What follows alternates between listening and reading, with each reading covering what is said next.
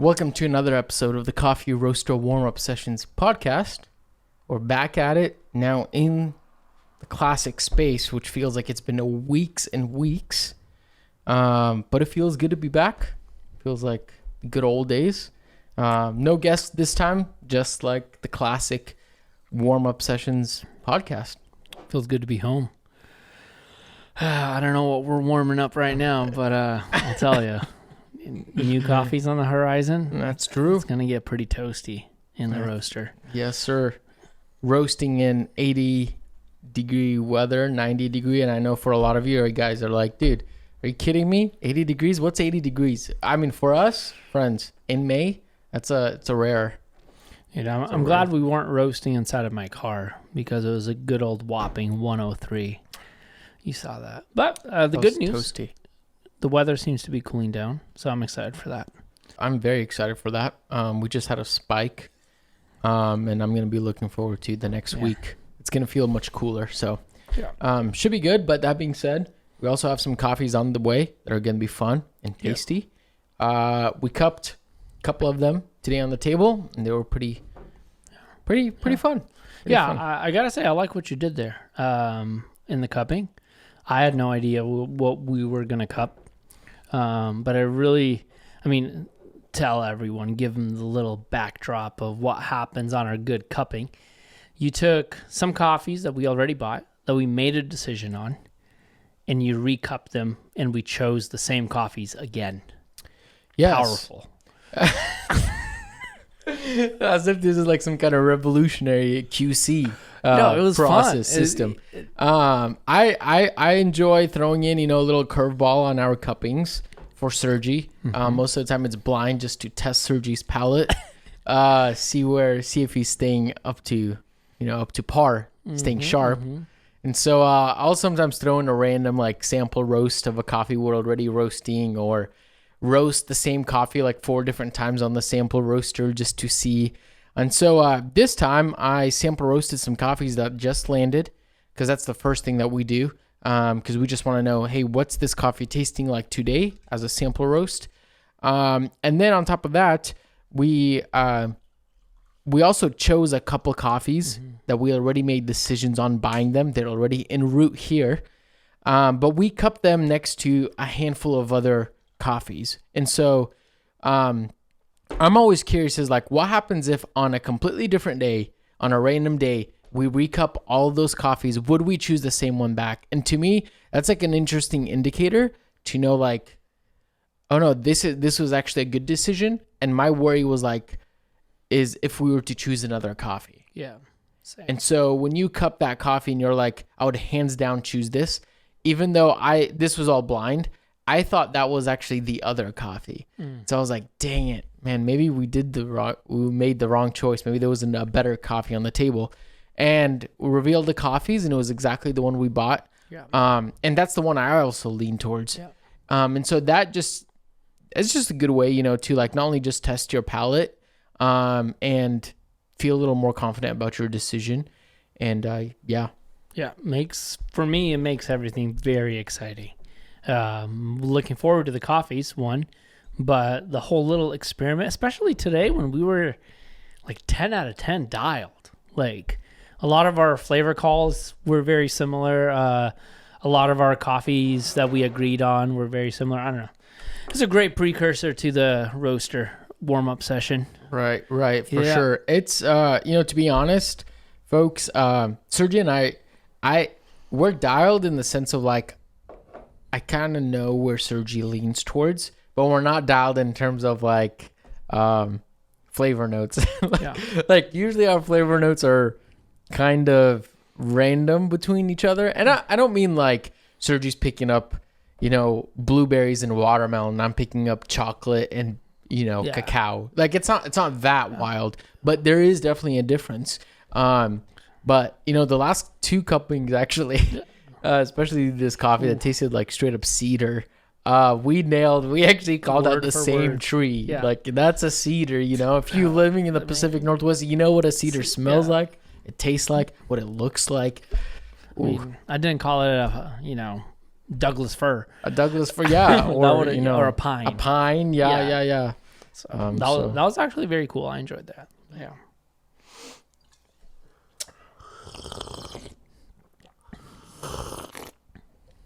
Oh man, I feel like the Conus does this very good. That was great. Oh man, So good. that was nice. It has nice sweetness. It's extracted pretty decently, I'd say. Yeah. No complaints. The question is this better than the brew that you did? Or spit off. Dude, what a transition. Wow. That's powerful. Alrighty. That's literally, yeah. All right. Tell the folks, what are we drinking here? Wowzer. Wow. Okay. We're drinking a Costa Rica honey processed coffee that we got from the Comandante, the first ever Canadian Comandante Championship. And this was the mystery coffee that we were brewing, and they ended up sending us home with a couple bags. And I've been drinking that as my daily driver since the competition. Yeah. I actually got 2 bags, so I have more than there's enough. a reason you got 2 bags. We know. Sure. I don't know if that's what I want. No, I don't think so. But no. It's multivarietal, right? From multiple different lots. Damian gave us a great overview of this coffee, which it means a lot to Nemesis, means a lot to the squad. But it has a little bit of Gesha in there, right? Am I wrong? A little tad bit. Some SL28. Yeah. Is that it? Lots of stuff. Yeah. Lots of stuff. But I will say, whether that's from the first time we ground it on the Comandante during comp, right off the smells, right off the taste, we both actually were like, yep, it's a Costa Rican. And a honey process. We call that too. Yeah. It's like not enough. It's not wild enough to be a natural, and it's not clean enough and crisp enough to be a washed. And it just tastes like a really, really solid honey processed. Yeah. Yeah. I mean, that whole competition. I mean, before we even jump into that, just drinking this coffee and thinking about everything that we did on that night, I'm like, this coffee is super tasty. I feel like I was caught up in the moment and didn't get to really drink the coffee, explore the coffee. But now, on a batch brew, this is great. I'm enjoying this. Honestly, I have a bag of it, and I haven't even jumped into it. This is a killer batch brew coffee, too. I think it just has lots of sweetness. It's big. It's thick. It's juicy. I don't know if I'd say juicy, but syrupy maybe. Syrupy? Okay, Syrupy. okay, yeah. And honestly, out of a batch brew, I think that's killer. That's a killer combo. Like, this is just solid. Like, I have no complaints. Yeah.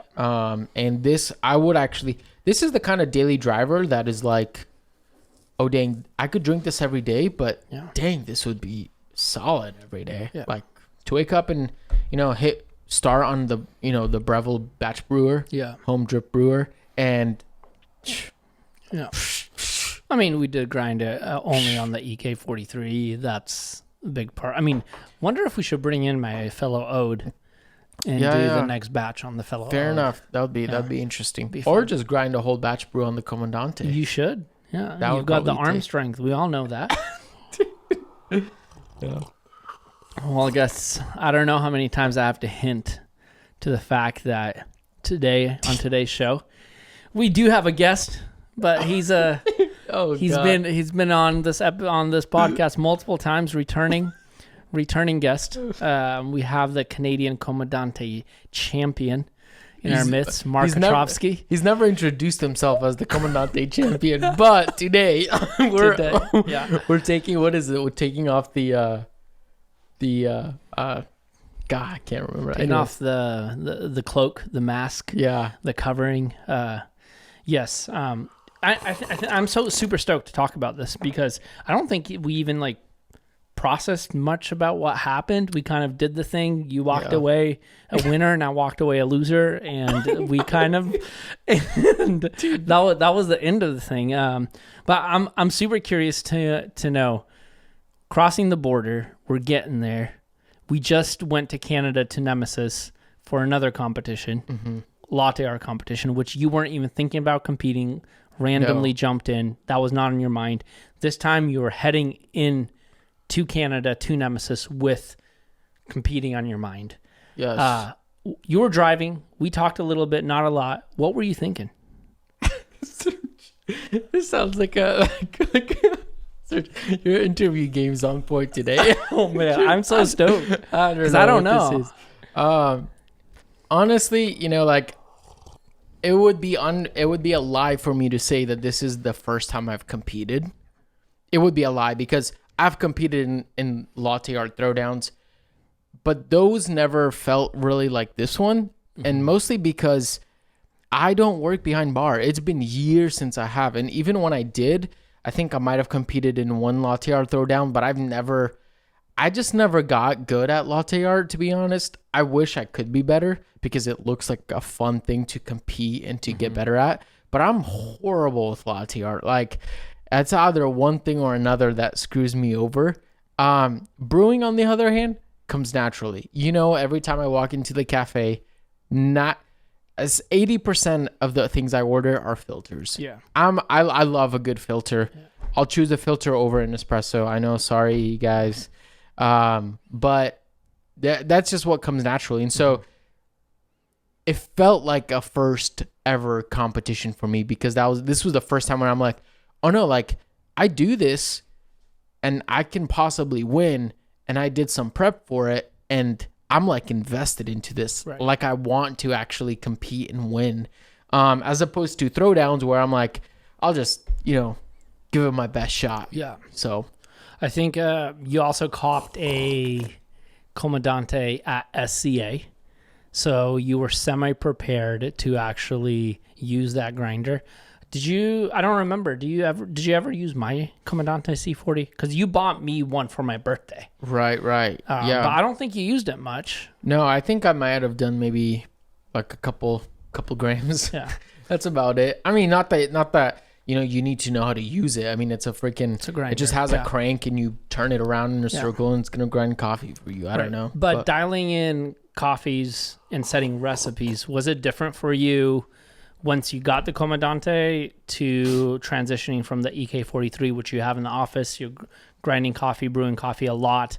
But the new grinder, did it change anything in your recipe or your expectation? To be honest, this might be controversial and don't just take what I say with a grain of salt because I need to do just more testing. But I will say, when I got the Comandante, I got that, by the way, folks, I got the X25, the Trailmaster, not the C40. It has the same burst set though inside. It's just meant kind of for the outdoors. It's a little more rugged. But the first couple brews that I had on it, I was like, dude, this is coffee is actually remarkable. And to a certain extent, I was like, I kind of enjoy these brews a little more than my EK. And once again, take it with a grain of salt because the month leading up to SCA, I was getting kind of frustrated with my brews. I was not enjoying them. This is weird, but I was just in a period of drought where every single brew bed was like a hill, like wonky mountains. I'm like, what am I doing that's wrong? And then I got the Comandante, and all of a sudden this has nothing to do with it, by the way, folks. So don't be like, oh, Mark said if you grind with a Comandante, you get a flat brew bed. No. But what I'm saying is that it just happened to be my brew started tasting much better. My flat, the bed started looking way better, and might just be also hype that I think it tastes better than the EK. But anyways, that being said, I just needed to brew a bunch of brews to figure out, okay, what's my click range? Right. Where do my pour over sit? And you told me it was 16 clicks, and that's kind of where I started. And then I kind of experimented with that. Yeah, solid. And with that said, did you brew quite a bit on the Kalita, or were you still brewing a lot on the V60? Because you knew that in the signups for the competition, that first round was going to be Kalita. So how much time did you invest in brewing on the Kalita? I mean, personally, I went into the competition with a lot of lack of, no, I don't want to say prep, but more or less, I don't brew with the Kalita a lot. That's not my choice of brewer. If I do go flatbread, flatbread. Hey, folks, flatbread brewer. Do you get the flatbread at Subway? No, I have not. Dude, can you please clip that on repeat? Like, dude, if you flatbread brew, please. We need somebody to stitch it and remix it. No, remix it with the video and then literally brew with like the bread filter. We already know we have a meme master. Hey, yeah. That being said, actually, that just got me thinking. The clam chowder up at Mount Baker inside the bread bowl is fire. Powerful. Anyways, dude. Yeah. Anyway, so I feel like you were way more familiar with brewing on the Kalita than me. I've done it a handful of times. Once again, it's not my preferred brewer. Honestly, I love the V60. I think the V60 produces brews that I really enjoy. Yeah. The Kalita, I've had good brews, but they were always like, they're good. That's it. And that's how so I did a little bit of prep with the Kalita, a little bit, but not a whole lot. Yeah. So were you more confident with the AeroPress than the Kalita? I felt a little more confident with the AeroPress because I put a little bit more time into it. And but I think both they're just weird brewers. I don't know. Not weird brewers, but more just foreign brewers, especially two folks like you and I. Like we don't brew on AirPress very often. We don't brew on Kalita very often. Right. So that's kind of like, it was strange. So, but I did have to write my recipe down, do a couple of brews, brew it on multiple different coffees. Actually, before we go on, I just want to, like, people are probably lost a little bit. The Comandante competition, pretty much you have 3 rounds. And for this specific comp, that day, the first round, you brew blindly a coffee that nobody tells you what it is, what processing, what origin. You just show up and you have 8 minutes to brew. And the first round, you're brewing against 3 people using a Kalita wave. The second round, you're brewing again against 3 people, but with the AeroPress. And the third round, the finals, is a coin toss between the 2. So it could be Kalita, it could be AeroPress.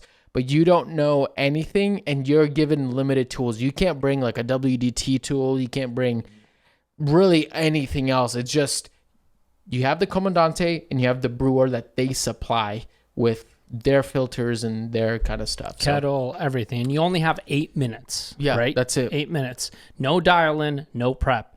You step up to the table and you go for it. And the point is to who can get the best dial with the brewer just with one. But you could also do multiple brews. Like with my AirPress recipe, I could probably have pulled out another brew, but I just felt like I can't get much. I don't think I'm going to do that much better. So I just did one. But you have 8 minutes to brew as much as you can.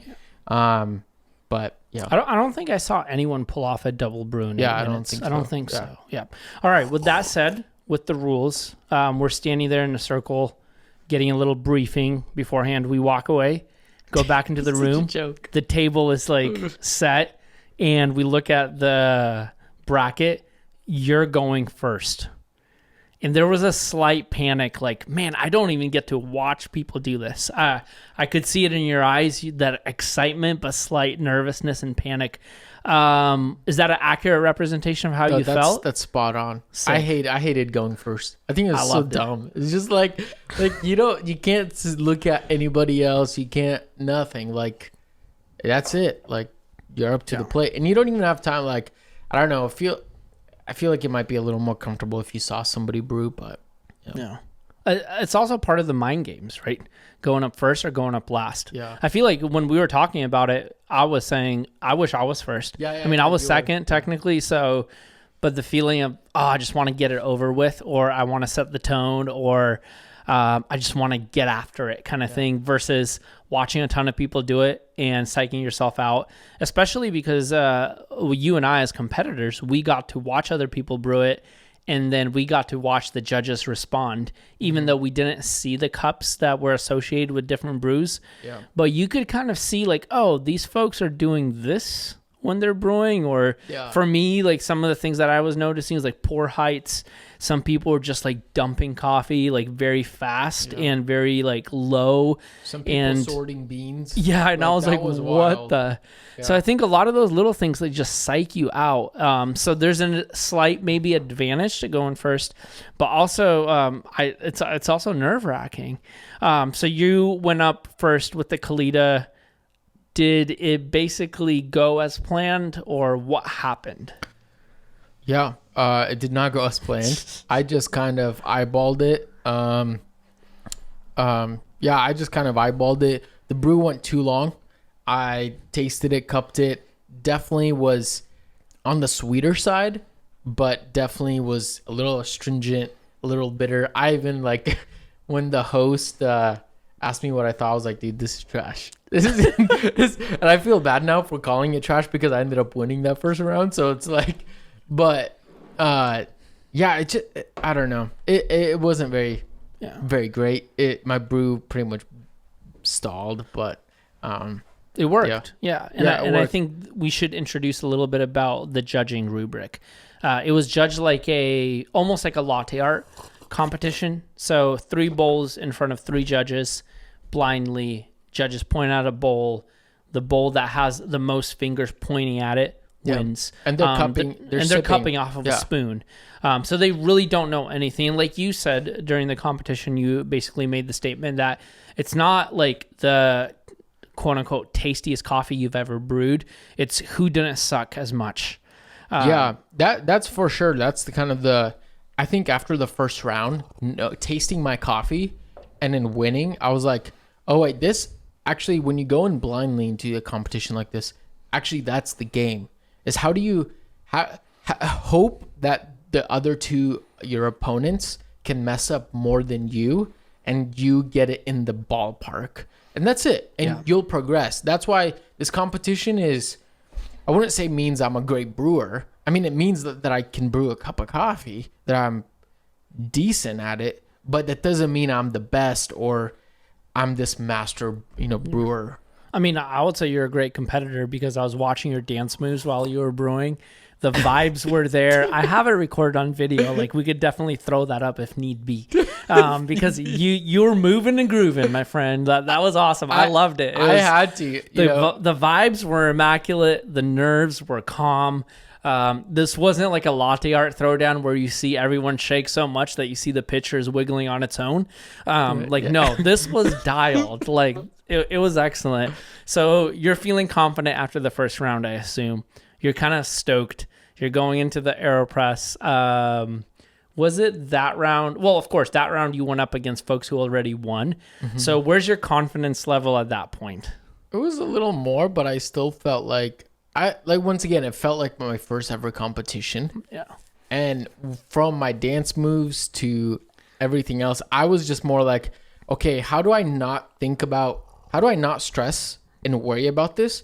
Because at the end of the day, I'm just brewing a cup of coffee. And at the end of the day, I can only do as good as every single brew to that moment was just training. Mm-hmm. And all the practice I did for this competition was just practice. And I could only do as good as I could. Like, that's it. And that was my strategy, is how do I not stress about this? Because if I overthink it, I'm going to do something stupid. Fair. And so I felt nice to go to the second round, but still just I was like, is this really happening? This is great. This is crazy, but also trying not to stress. So how shocked were you that you made it to the final? That was just stupid. I was like, okay, this is so wild, bonkers. I was like, it was. You also got to pick the coin flip for the brewer. Yeah, I don't know why. That was awesome. Why they asked me?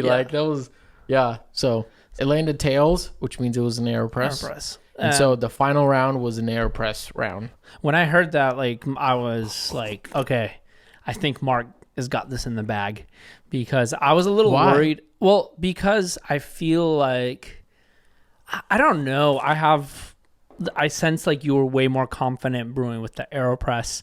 Your tactics, people's eyes were being falling out of their sockets because dude, it was an insane joke. It was a see-through AeroPress that you were brewing on, and you put the water in first. So it looks like a freaking vessel, this pillar of water and no coffee. And I literally thought one of the judges is going to tap you on the back and be like, dude, you forgot the coffee, man. And you're like calm and like cool as a cucumber, dude. Just dumping that coffee on time, giving it a swirl. The eyes in the room were just like, So dumb. does he know what he's doing? And then when he did it the second time, I feel like people are like asking you questions like, dude, what was your tact? I mean, it was wild and it was super fun to watch that. I think that's great. I loved it. So tell me, I don't even know how to follow that because it's so wild. Yeah, it was great. It was nice that, the host, what's her name? Jana. She was just very easygoing and relaxed, which helped bring out the nerves. But it felt like pouring in the water first and then pouring the coffee on top. Seeing people's reactions was like, this guy's a clown. Straight up, he has no idea what he's doing, and this is the wonkiest thing they've seen. And after I won the first round, one of the guys came up. He's like a latte art competitor. Oh yeah, his name. June. No, or maybe it was June. Yeah. He walked up. He's like, "Hey, what was your temp at? Like water temp at?" And I was like, "I don't know, like 200 degrees, I guess." Yeah. But it was a wonky recipe that I don't think people are familiar with seeing that. And it would be one thing like if I didn't get through the second round, I think people would be like, yeah, that's just stupid. Yeah. But I actually got through the second round and took that same recipe to the finals as well. So yeah, I mean, the cat's out of the bag. You won the thing. And there is a little clip on Instagram that we posted about your first reaction. It was havoc. It was nuts. I don't know who was going more nuts, me or you. But you said my laugh was pretty wild in that video, and it was pretty goofy. I gotta admit it. If y'all are curious, go check out that video. It's goofy. But what I wanted to ask you about is, you're the winner. We're closing down, cleaning up. You walk up to the judges, and we chat with the judges. There's one thing I heard the judge say about your brew that he said every round is stuck out to him. Can you tell us more about that? Oh man, I don't quite remember, but I think one of the judges mentioned just how it had really solid sweetness. It had like a delicateness to it, and he mentioned that he really liked the brightness and the acidity and the florals to out of that. Like that's what he likes. Yeah. He likes lighter roasted, brighter coffees with a lot of those florals. And he said that my brew and the tactile of my brew, the texture, fit that really well. Which makes sense because one of the reasons why I don't really like as much the AeroPress is that it has this kind of grungy mouthfeel almost. It's really thick and rich, and I like it.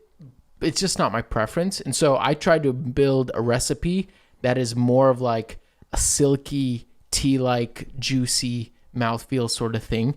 That's like I'm brewing like a 1:16 ratio on the AeroPress. That's with no bypass, no dilution. Yes. Yep. I remember the head judge who roasted the coffee said that every single time he cupped your coffee, the textures, like you said, the tactiles stuck out of between the three cups. And he went with that one most of the time. I wasn't really sure actually if they would actually enjoy that because I don't know. I feel like when you think about an AeroPress, you usually have some kind of preconceived concept, like an expectation. So I wasn't sure if that was going to be a good thing, that it was kind of watered, not watered down, but just a little bit of a longer ratio or not. And so, yeah, I guess it worked. Yeah.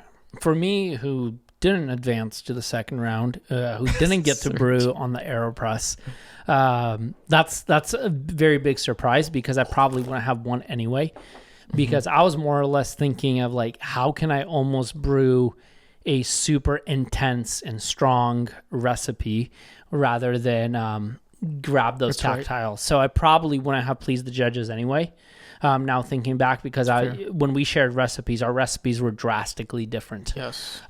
So yeah, I mean, that kind of proves the point. To a degree, there is preference and skill involved for sure, apart from just being picked by the judges. So, and I think that's something worth noting, is that as much as we want to think that competition is this pure form of grading, of evaluation and whatnot, and there is, especially I'm assuming in the higher comps, there is a lot more being dialed in. But at the end of the day, there is a sliver of some bias of each person. Like, some person is gonna want, prefer this latte art over this one, even though both of them are spectacular. I don't know. I feel like there's you kind of have to leave it open ended to a certain extent. Yeah. I could be wrong. Once again, I'm not like a full on competitor, but I feel like you kind of have to just give it your all, do really as best as you can. And of course, there's value in being actually really good at what you do, but there's also a different variable. And I know I've heard plenty of occasions where competition, there was a wrong call like that. Right. That happens. So especially in that kind of setting, or the classic, Thursday night throwdown latte art setting, where there is not much of a grading rubric. It kind of leans heavier on, okay, what do the judges think? Yeah. Instead of what are the scores. Yes. So yes, for sure. With that, all of that said, does this inspire you to maybe go into a deeper competition? Like, we do roast coffee. What do you think about maybe going into the roasting comp, the big one, not just a small one? Yeah, I don't know. I mean, since winning, I've been definitely thinking about it for more than the average. Of course, I don't think about it very much outside of the like before the competition. I didn't think very much, so it's not like I'm constantly thinking about it. But it's definitely more than I usually think about it. I don't know. Once again, I'm kind of like on the fence. Like, some days I wake up and I'm like, yes, this is just what I want to commit to, and I want to start just training and being intentional right now. And then other days I'm just like, I don't know if I need to. Mm-hmm. Like, if I can be better than who I am yesterday, that's the biggest metric that I need. And on top of running the coffee roasting company, running my other business, the video freelance stuff, I'm just like, I already have so much that I'm constantly competing at, that I feel like adding this into the mix is just going to feel like, not like a burden, but it's like competition is real. Like, you put in time and energy and all this stuff. So I don't know. But then some days I wake up and I'm like, dude, I like the other day I was like, man, I want to maybe set a goal. I want to win every comp. That'd be dope. Like, competing when you're like 40 on your last comp that you have not won and win. Like, imagine you're like, you won roasters, tasters, brewers, and barista, and latte art. Imagine that. Me nuts. That'd be the most insane accomplishment ever. Or even stories like Isaiah's, who won USBC. Their story about competing for many, many years until being able to actually finally win something. Yeah, that's insane. I think that's awesome. That gets me super stoked. I really hope you win more competitions because I mean, dope from here. Like, imagine roaster champion, tasters champion, US barista champion, brewers champion. We'll take them all, folks. But apart from all of that, I just want to interview you winning competitions more on this roaster podcast warm-up session. I like it. It's just fun. Do it for the pod. Just do it for the pod. Do it for the interview. I need an interview. Just for the interview. No, it's great. I'm stoked. It's a good time. I'm stoked that I got to do it and do my best and lose. That's always fun. There's no 8th place trophies. No. But that was for Gary V. Yeah. If he's listening, I highly doubt it, but you never know. But yeah. Final remarks? Yeah, I don't know. It's kind of weird. Like, sometimes it's like, oh, that's cool, and then I don't know. I mean, what did you win? Let's folks, just sum up both that. Yeah. That's true. All right, he's grabbing it, folks. To those who are listening, Those who are watching, friends, I won a Comandante C40, and C40 or C60? C40, Okay. C40, and it says Comandante first place Canada 2023, with it's kind of gold plated with the engraving on the side. Absolutely beautiful work of art. I don't think I'll ever use it to grind coffee. Maybe someday if I'm in a, desperate situation. But I won the red clicks, the brushes, the couple different, grounds catchers. So lots of bells and whistles. But yeah, this is a fun little trophy to have. So. Yeah, it looks good right there as a prop for the pod. Yeah, it's a prop. Yeah, I like it. I like it. Prop, it's a good trophy. First place trophies. Yes, killer. All right, folks. I think I'm gonna let you wrap this up like you always do, my friend. That's right. Yeah. Actually, if you're still listening to this, I think one thing that I do want to add is that competition is fun. All this is great. It's exciting.